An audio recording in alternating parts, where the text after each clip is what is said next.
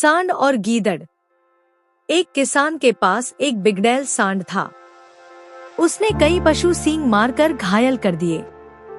आखिर तंग आकर उसने सांड को जंगल की ओर खदेड़ दिया। सांड जिस जंगल में पहुंचा, वहां खूब हरी घास उगी थी।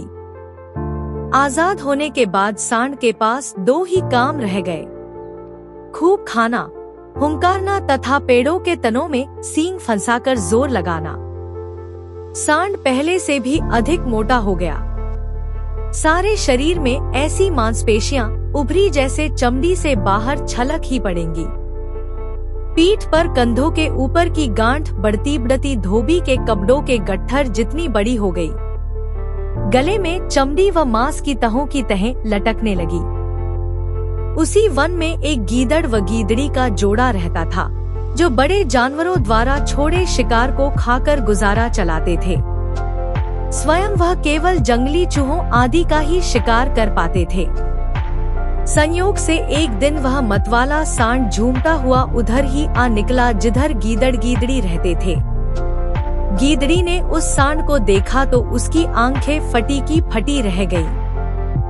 उसने आवाज देकर गीदड़ को बाहर बुलाया और बोली, देखो तो इसकी मांसपेशियां, इसका मांस खाने में कितना स्वादिष्ट होगा। भगवान ने हमें क्या स्वादिष्ट तोहफा भेजा है।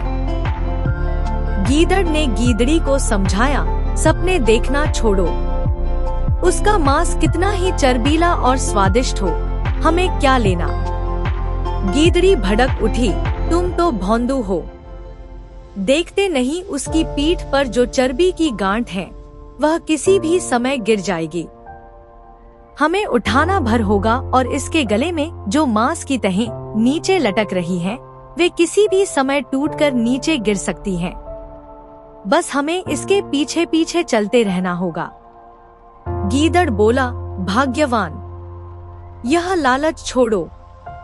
गीदड़ी जिद करने लगी, तुम हाथ में आया मौका अपनी कायरता से गंवाना चाहते हो, तुम्हें मेरे साथ चलना होगा।